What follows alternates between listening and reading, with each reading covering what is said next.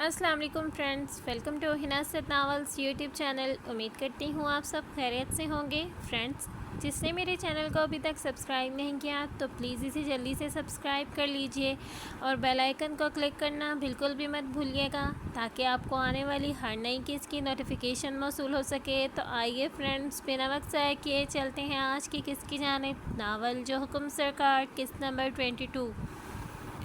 हातिम ने यासिर की जानिब देखा तो जो अब पुरसुकून होकर चेयर पर बैठा हुआ था, अब वो बिल्कुल नॉर्मल लग रहा था। हातिम की गहरी स्याह आंखों में नमी घुलते देख डॉक्टर ने इसके शाने पे हाथ रख दिया।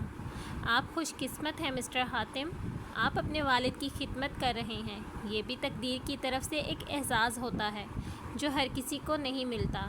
मुझ जैसा डॉक्टर भी खुदा के इस एजाज़ से महरूम है।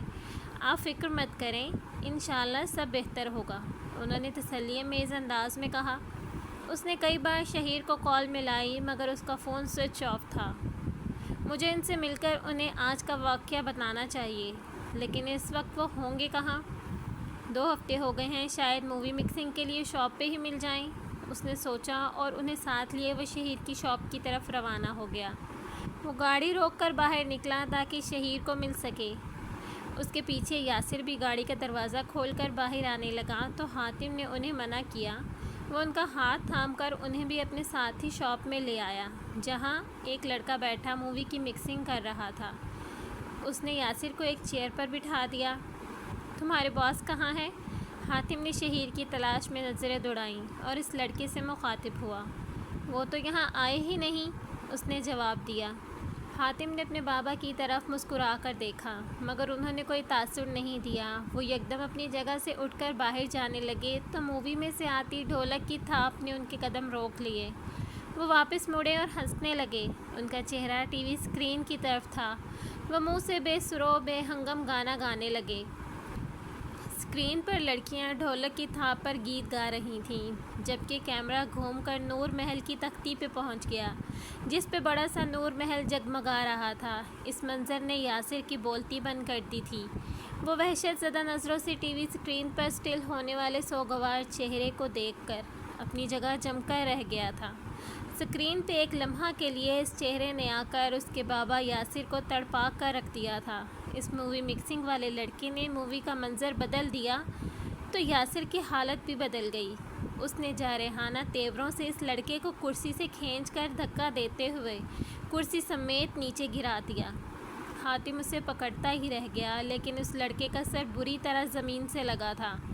उसके वहमो गुमान में भी नहीं था कि उसके बाबा यासिर ऐसा कोई अमल भी कर सकते हैं। उसके बाबा ने आगे बढ़कर टीवी को चूमना शुरू कर दिया था मगर हातिम और इस लड़के ने उन्हें पकड़कर पीछे की तरफ खींचा और उन्हें वापस गाड़ी में ले आए। उन्हें गाड़ी में बिठा दिया, लेकिन वो वापस गाड़ी से बाहर निकलने की कोशिश कर रहे थे और शॉप में जाने के लिए ज़िद करने लगे थे। हातिम सही मानों में परेशान हो गया था। वो गाड़ी की साइड के दरवाजे को ज़ोर ज़ोर से पीटने लगे थे। वो गाड़ी से निकलने का रास्ता तलाश कर रहे थे मगर बेसूद। उनके दिमाग में सोगवारी की तस्वीर बनकर बैठा वो चेहरा बार बार घूम रहा था। उनके होंठ फड़फड़ा रहे थे, उनके हाथ कँपा रहे थे, टांगों में जैसे सकत न रही थी। वो लरसते हुए होंठों से कुछ कहने की कोशिश कर रहे थे, लेकिन अल्फाज थे कि ज़ुबान पे आने से पहले ही दम तोड़ देते। उनके दिमाग में ज़माना पीछे की जानिब चलने लगा। उसकी आंखों के सामने जैसे बीते हुए वक्त के लम्हे चलने लगे थे। उसे बस एक नाम याद आया, मानो। पूरी कुव्वत जमा करके वो इस नाम को पुकार उठा, मानो। हातिम ने अपने बाबा के मुंह से ये नाम मामूल से हटकर सुना तो वो हैरान हो गया। उसने फ़ौरन से पेशतर गाड़ी का दरवाज़ा खोला, लेकिन वो पिछली सीट पे बेहोश हुए पड़े थे। उसकी समझ में कुछ भी नहीं आ रहा था कि आखिर उन्हें क्या हो रहा है। ऐसा पहले कभी नहीं हुआ। 2 हफ्ते होने को आए थे, वो इसके साथ थे। उनका ऐसा रद्द-ए-अमल उसकी समझ से बालातर था। शहीर भाई बचपन से लेकर अब तक बाबा के करीब रहे हैं, उन्हें ज़रूर पता होगा। हातिम ने शहीर का नंबर मिलाया मगर हर बार की तरह फ़ोन ऑफ होने का ही मैसेज मिला। वो अपने बाबा को घर ले आया और उन्हें उनके मखसूस रूम में लिटा दिया। वो बेचैनी से इधर से उधर चक्कर काट रहा था। بابا کی اس حالت نے اسے یکدم پریشان کر دیا تھا۔ اس کی سمجھ میں کچھ بھی نہیں آ رہا تھا کہ وہ کیا کرے۔ تقریباً آدھے گھنٹے بعد شہیر نے فون اٹینڈ کیا۔ ہاں بھائی، کیا بات ہے؟ اس نے حاتم کی مسڈ کال چیک کر لی تھی، فون آن کیے، تبھی اسے کال کیے سوال کیا۔ شہیر بھائی آپ کہاں ہیں؟ اس کے لہجے میں گھبراہٹ نمایاں تھی۔ کیا ہوا حاتم میری جان، تم پریشان لگ رہے ہو؟ دوسری جانب سے شہیر کی پریشانی میں ڈوبی ہوئی آواز نے حاتم کو اپنے آپ میں حوصلہ رکھنے پہ مجبور کر دیا، تو وہ لہجہ پہ قابو کیے گمبھیر آواز میں بولا، نہیں شہیر بھائی میں پریشان نہیں ہوں، کیا آپ یہاں آ سکتے ہیں؟ کوئی ضروری کام ہے تو بتاؤ، میں ابھی پہلی فلائٹ سے ہی آ جاتا ہوں۔ شہیر نے اس کی بات سن کر حیران ہوا تھا۔ پہلی فلائٹ؟ کیا آپ اس شہر میں نہیں ہیں؟ نہیں میری جان، میں اس وقت کراچی میں ہوں، تم سے 100 میل دور۔ ابھی پہنچا ہوں، ایک ڈیل فائنل کرنی تھی، کہتے ہو تو ابھی واپس آ جاتا ہوں۔ شہیر کی بات سن کر حاتم نے ایک گہری سانس خارج کی۔ اب وہ پوری تفصیل فون پہ نہیں بتا سکتا تھا۔ ٹھیک ہے، آپ اپنا کام ختم کر کے کل واپس آ جائیے، پھر بات کرتے ہیں۔ مجھے تھوڑا سا بتا دو تاکہ میں پریشان نہ ہوں۔ دوسری طرف سے شہیر اس کی ایمرجنسی کالز دیکھ کر پریشان ہو گیا تھا۔ آپ پرسکون ہو کر اپنا کام کیجیے، پریشانی والی کوئی بات نہیں ہے، بس ویسے ہی آپ سے ملنے کو دل چاہ رہا تھا۔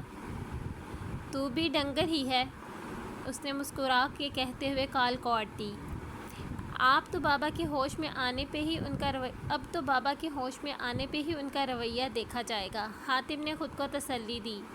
شام ڈھلے یاسر کو ہوش آیا تو وہ کچھ نہیں بولا اور نہ ہی کوئی ایسی حرکت کی جسے پہلی والی حرکتوں سے جوڑا جاتا۔ وہ بھی مطمئن ہو گیا، رات کا اختتام بخیر و عافیت ہو گیا تھا۔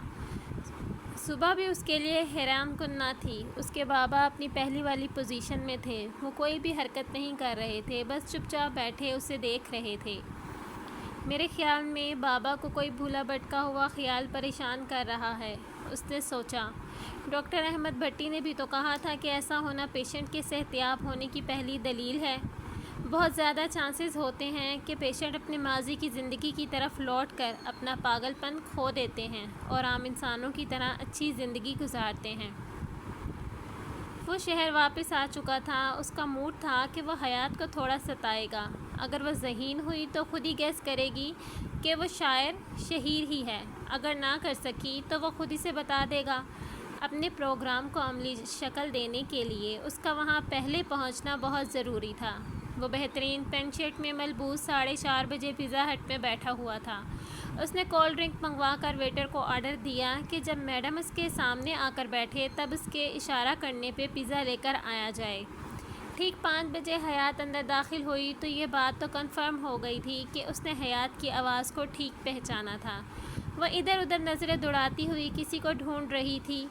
شہیر نے چہرہ نیچے کر لیا، لیکن حیات نے اسے دیکھ لیا تھا۔ وہ اس کی طرف آئی۔ السلام علیکم۔ حیات کی دلکش آواز اس کی سماعتوں سے ٹکرائی۔ شہیر نے چونکنے کی اداکاری کرتے ہوئے اس کی طرف حیرانگی سے دیکھا۔ وعلیکم السلام۔ آپ؟ اس نے حیات کو کرسی پہ بیٹھنے کا اشارہ کیا۔ مجھے نہیں پتا تھا آپ سے یوں ملاقات ہو جائے گی، حیات نے چیئر پر بیٹھ کے کہا۔ اچھا، اب ملاقات تو ہو گئی ہے، ہماری مووی کا کیا بنا؟ سب سے پہلے تو آپ یہ بتائیں کہ کیا لیں گی، کولڈ ڈرنک یا پھر پیزا؟ شہیر نے آداب میزبانی نبھانے کی کوشش کی۔ دراصل میں یہاں کسی سے ملنے آئی ہوں، لیکن یہاں پہنچ کر مجھے سمجھ نہیں آ رہی کہ جن سے ملنا ہے میں انہیں پہچانوں گی کیسے۔ وہ فکر مند ہو رہی تھی، اور یہ بات بھی تھی کہ انہوں نے ملاقات کا وقت اور جگہ کا تعین تو طے کر لیا تھا، لیکن پہچان بتانا بھول گئے تھے۔ تو کیا آپ ان سے پہلی بار ملنے والی ہیں؟ ہاں جی، اتفاق ہے کہ شاید آپ بھی ان سے مل کر خوش ہوں، وہ مسکرا کر بولی۔ میں؟ مگر کیوں؟ آپ کو یاد ہوگا بک اسپاٹ پہ جب پہلی بار ملاقات ہوئی تھی تو آپ نے بھی وہی کتاب پسند کی تھی جو پکڑنے کے لیے میں آگے بڑھی تھی۔ ہاں یاد ہے مجھے، وہ ذہن پہ مصنوعی سے زور دیے بولا۔ بس اسی کتاب کے شاعر سے ملنا ہے، انہوں نے مجھے یہیں ملنے کا کہا تھا۔ حیات ادھر ادھر نظریں دوڑانے لگی، لیکن اسے سخت مایوسی نے آن گھیرا۔ بہت سے مرد تھے جو اکیلے بیٹھے ہوئے تھے۔ وہ ہر کسی کے پاس جا جا کر تو نہیں پوچھ سکتی تھی کہ آپ میں سے شین فراز شاعر کون ہے؟ میرے خیال میں آپ کے شاعر صاحب نے آپ کو فاؤل کیا ہے۔ شہیر نے ویٹر کو اشارہ کر دیا۔ اس نے کولڈ ڈرنکس سرو کی اور پیزا لینے چلا گیا۔ حالانکہ وہاں سیلف سروس تھی، لیکن شہیر نے ایک ویٹر کو کچھ رقم دے کر ایسا کرنے پہ منا لیا تھا۔ حیات کولڈ ڈرنک کے چھوٹے چھوٹے سپ لینے لگی۔ اس کی نظریں ابھی بھی ادھر ادھر گھوم رہی تھیں اور شہیر پورے انہماک سے اسے دیکھ رہا تھا۔ قدرت نے اس نے کسی بھی قسم کی کوئی کمی نہیں رکھی تھی۔ حسن کی دولت سے تو مالا مال کیا ہی تھا۔ اس کی چال بھی ہوش بھلا دینے کے لیے کافی تھی۔ اس کی گفتگو کا انداز باکمال تھا۔ وہ اپنے منہ سے الفاظ ایسے ادا کرتی تھی جیسے کہ وہ پیار و محبت سے ادا نہیں کرے گی تو الفاظ زخمی ہو جائیں گے۔ شہیر نے اسے کئی طرح کے مختلف لباسوں میں دیکھا تھا اور وہ ساڑی کے سوا ہر لباس میں ہی اچھی لگی تھی۔ ابھی وہ جینس کے اوپر شارٹ فراک زیب تن کیے ہوئے تھی۔ اس کی رنگت بہت نکھری ہوئی لگ رہی تھی۔ اس کے سرخ یاقوتی ہونٹ گلابوں کی رنگت کو بھی مان کر رہے تھے۔ ویٹر کے آنے پہ وہ چونکا تو حیات بھی حیران ہو گئی۔ آپ نے خواہ مخواہ ہی تکلف کیا۔ دراصل آج میں نے ان سے ملنا تھا اور بل بھی میں نے ہی پے کرنا تھا۔ وہ خاصی کنفیوز ہو رہی تھی۔ یہ کوئی تکلف نہیں بلکہ میرے لیے اعزاز ہے، کیونکہ میں اکیلا ہی آیا تھا۔ اب آپ کا ساتھ مل گیا ہے تو ذرا انجوائے ہو جائے گا۔ شہیر نے پیزا اس کی طرف بڑھاتے ہوئے کہا۔ تھینکس۔ وہ دونوں ہی پیزا کھانے میں مصروف تھے۔ حیات بھی اپنا یہاں آنے کا مقصد بھول کر شہیر کی قربت کے محصور کن لمحات کو محسوس کر رہی تھی۔ وہ بھی چوری چوری اس کی شاندار پرسنالٹی کا جائزہ لے رہی تھی۔ اس کی شخصیت بہت پرکشش تھی۔ وہ اس کی جانب کھنچی چلی جا رہی تھی۔ کھانے سے فراغت کے بعد حیات نے پھر متلاشی نگاہوں سے ادھر ادھر دیکھا تو شہیر نے کہا، یہ بھی تو ہو سکتا ہے کہ وہ آپ کو ڈھونڈ رہے ہوں، مگر مجھے تو کسی بھی ٹیبل پر میری طرح کوئی بے چین نظر نہیں آ رہا۔ وہ خفت مٹاتے ہوئے بولی تو شہیر مسکرانے لگا۔ وہ شاعر ہیں، ان کی طبیعت میں بے چینی کا انبار ہوگا۔ ہو سکتا ہے ان کی بے چینی کو قرار آ گیا ہو۔ مسٹر شہیر، باتیں تو آپ بھی بہت اچھی کر لیتے ہیں، پھر آپ شاعری کیوں نہیں کرتے؟ مس حیات، یہ شاعری میرے بس کا روگ نہیں۔ ہم تو ٹھہرے پروفیشنل ویڈیوگرافر اور شاعری تو حساس ترین جذبات کا نام ہے۔ نو وے، آئی کانٹ ڈو دیٹ۔ حیات اس کے انداز پہ ہنسنے لگی۔ اچھا، تو ہماری مووی؟ آپ کے وعدے کے مطابق کل 15 دن ہونے والے ہیں۔ میں اپنے کام سے محبت کرنے والا انسان ہوں، مجھے اپنا وعدہ اچھی طرح یاد ہے۔ تو پھر کل کس وقت آؤں؟ حیات نے بے قراری سے سوالیہ انداز میں استفسار کیا۔ آپ کا مطلب ہے کہ شاپ پر؟ ہاں۔ اس کی مختصر سی ہاں میں بھی کئی الفاظ چھپے ہوئے تھے، مگر ان کو زبان دینے کی ضرورت تھی۔ کل شام 8 بجے آ جائیے گا۔ اوکے۔ اس نے کچھ یاد آنے پہ چٹکی بجائی۔ شہیر اس کے انداز پہ حیران ہوا۔ اس نے ہینڈ بیگ سے اپنا موبائل نکالا اور شاعر کا نمبر ملایا۔ میں بھی کتنی بے وقوف ہوں، یوں ہی وقت برباد کر دیا۔ وہ اپنے سر پہ ہاتھ مار کر خود کو ملامت کرتے ہوئے بولی۔ برباد؟ شہیر نے ابروج کا کر شکوہ کناں نگاہوں سے اسے دیکھا۔ آئی ایم سوری، میرا کہنے کا وہ مطلب بالکل بھی نہیں تھا۔ میں تو یہ کہہ رہی تھی کہ مجھے عقل کیوں نہیں آئی، ان کے موبائل پر کال کر کے پوچھ لیتی۔ اس نے کال ملا کر موبائل کان سے لگایا تو شہیر کی روح فنا ہو گئی، لیکن اس کی پاکٹ سے فون کی رنگ کی آواز نہیں آئی تو وہ مطمئن ہو گیا۔ تیزی میں آنے کی وجہ سے اس کا موبائل گاڑی میں ہی رہ گیا تھا۔ پیزا ہٹ کے باہر پارکنگ میں کھڑی گاڑی میں پڑے موبائل پر رنگ ہو رہی ہوگی۔ حیات نے کئی مرتبہ ٹرائی کرنے کے بعد مایوس ہو کر موبائل واپس ہینڈ بیگ میں ڈال دیا۔ اس دوران شہیر بل ادا کر چکا تھا۔ وہ مسکراتے ہوئے باہر نکل آئے۔ اوکے، پھر کل شاپ پہ ملاقات ہوگی۔ حیات کو بھی شاید جلدی تھی اور شہیر نے بھی حاتم سے ملنا تھا۔ ایس پی حاتم رانا کی تازہ اس شہر میں تعیناتی ہوئی تھی اور آج اس شہر میں ہوئی پہلی واردات کا تحفہ اسے مل گیا تھا۔ وہ اپنے ماتحت تمام پولیس اسٹیشن کے انسپکٹروں پہ غصہ جھاڑ رہا تھا، مگر معاملہ اس کی توقع سے بھی زیادہ گھمبیر تھا۔ جو عورت واردات کرتی تھی وہ اتنی مہارت سے کام کر جاتی تھی کہ کسی کو کانوں کان خبر تک نہ ہوتی تھی۔ ایس پی حاتم رانا انتہائی ذہین و سمجھدار انسان تھا۔ اس نے پچھلے سال ہی پولیس فورس جوائن کی تھی۔ اس کی پوسٹنگ اسلام آباد سے لاہور ہو گئی تھی۔ تبھی وہ حویلی واپس آیا تھا اور چند دنوں کی چھٹیاں گزارنے کے بعد اس نے پولیس اسٹیشن میں اپنا چارج سنبھالا تھا۔ وہ نہ رشوت لیتا تھا اور نہ دیتا تھا۔ جس شہر میں بھی جاتا مجرم وہاں سے غائب ہو جاتے۔ منشیات فروش، چور، ڈاکو اپنا علاقہ بدلنے پہ مجبور ہو جاتے، مگر ایک عورت نے اس علاقے میں آ کر واردات کرتے ہوئے اسے چکرا کر رکھ دیا تھا۔ وہ بہت کچھ سوچنے پہ مجبور ہو گیا تھا۔ اب بھی وہ سٹی پولیس اسٹیشن میں بیٹھا اسی واردات کے متعلق سوچ رہا تھا۔ ایڑیاں بجنے کی آواز سن کر اس نے آنے والے انسپکٹر کو دیکھا، جس کی پیشانی پہ اب بھی ہاتھ تھا۔ یقیناً اس نے اسے سلیوٹ کیا تھا۔ محمد بلال والجازب قریشی، قوم ارائی، inspector of police on duty sir. Hatim اس کے اس طرح تعارف کروانے پہ مسکرائے بنا نہ رہ سکا۔ اس نے بلال کی طرف دیکھتے ہوئے اسے ہاتھ کے اشارے سے کرسی پہ بیٹھنے کے لیے کہا۔ تھینک یو سر، کہتے ہوئے وہ بیٹھ گیا۔ ابھی تک یہیں خوار ہوتے پھر رہے ہو؟ کیا بتاؤں یار، وہ دوستانہ انداز میں بولا۔ یہ آفس ہے، نہ کلاس فیلو، نہ دوستی، نہ ہی فری ہونے کی کوشش۔ حاتم نے سکرخ لہجے میں ڈانٹ دیا۔ ٹھیک ہے سر، لیکن حق حلال کی کھانے کی عادت ہو گئی ہے نا، اسی لیے ابھی تک اسی عہدے پہ ہوں۔ پولیس کی جاب حق حلال یا حرام کھانے کے چکروں میں مت کرو، اپنا فرض سمجھ کے کرو، پھر دیکھنا تمہیں کتنی ترقی ملے گی۔ وہ دھیمے لہجے میں بولا۔ وہ سامنے رکھی فائل دیکھنے میں مصروف ہو گیا تو بلال بول پڑا۔ سر، آج کل جو لیڈی ڈکیت نے سلسلہ واردات شروع کر رکھا ہے، اس کے بارے میں آپ کی کیا رائے ہے؟ دیکھو بلال، محمد بلال والجازب قریشی، قوم ارائی، مجھ سے جو بن پڑا میں کروں گا، لیکن تم جیسے حق حلال کمانے والے اس سلسلے میں میری مدد کریں گے تو معاملہ جلد حل ہو سکتا ہے۔ حاتم رانا نے اسی کے انداز میں کہا تو اس کے منہ سے اپنا تعارف سن کر بلال بے حد خوش ہو گیا۔ مجھے اجازت سر؟ اس نے کھڑے ہو کر اپنی اسٹک اور کیپ پکڑی تو حاتم نے سر ہلایا۔ حاتم نے میپ پہ مختلف جگہوں پر پوائنٹ آؤٹ کر دیا جہاں جہاں اس لیڈی ڈکیت نے وارداتیں کی تھیں۔ وہ اسے جلد از جلد اریسٹ کرنا چاہتا تھا اور اس پہ اسے ابھی بہت سا کام کرنا تھا۔ اس نے بے دلی سے اپنا ہینڈ بیگ بستر پر پھینک دیا۔ اسے اپنے آپ پہ غصہ آ رہا تھا کہ اس نے کیوں نہیں پوچھا کہ وہ کون سے کلر کا ڈریس پہنے ہوئے ہوں گے اور وہ کون سی ٹیبل پر بیٹھیں گے۔ ہو سکتا ہے وہ وہیں پر موجود ہوں اور اس کی بے بسی کا تماشا دیکھ کر محظوظ ہو رہے ہوں، مگر انہیں بھی کیا پتہ کہ میں حیات ہوں اور ان سے ملنے آئی ہوں۔ اس نے ڈائری نکال کر شین فراز شاعر کا ایڈریس پڑھنا شروع کر دیا۔ کچھ بھی ہو جائے میں ان شاعر سے ضرور ملوں گی۔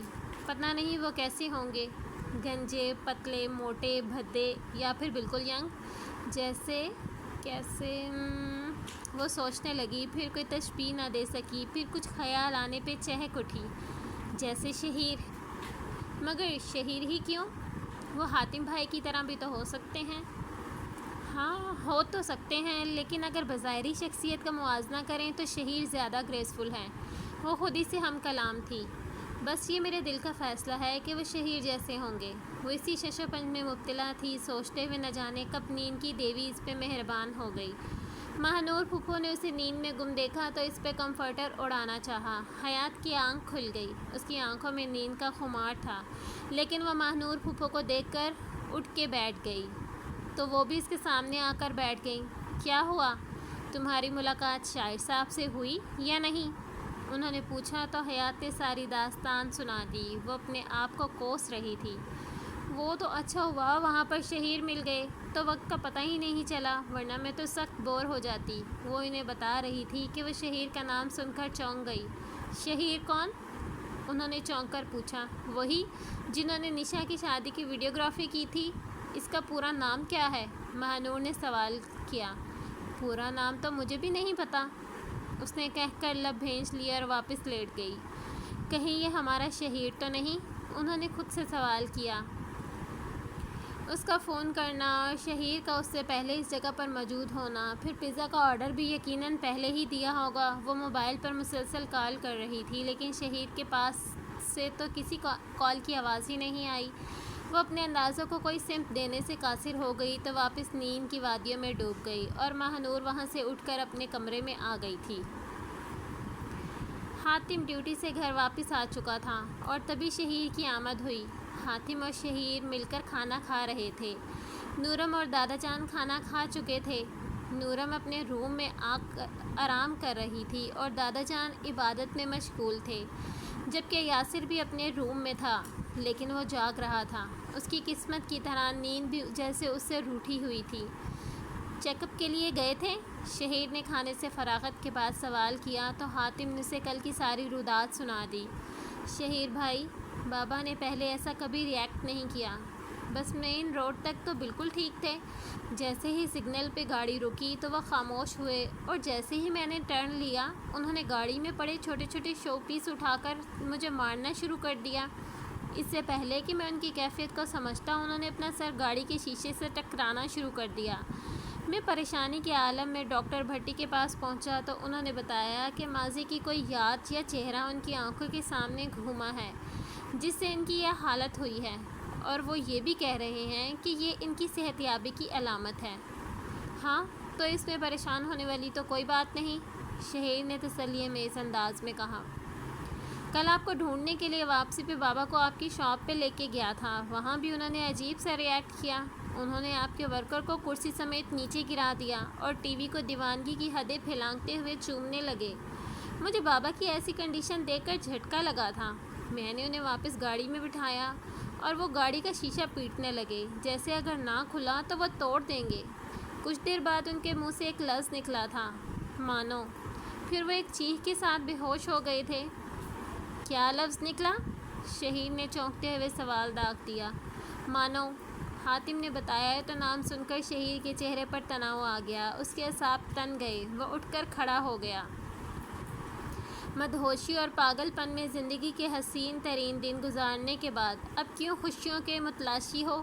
تمہارا دیوانہ پن تمہاری زندگی کی علامت ہے میرے یار، مگر ان کا کیا کروں جو تمہیں صحت یاب ہونے کے لیے وقت گزار رہے ہیں؟ اب میں مجبور ہوں۔ شہیر نے یاسر کو دل میں مخاطب کیے خود کلامی کی۔ حاتم، اپنے بابا کی زندگی کی حفاظت کر سکتے ہو؟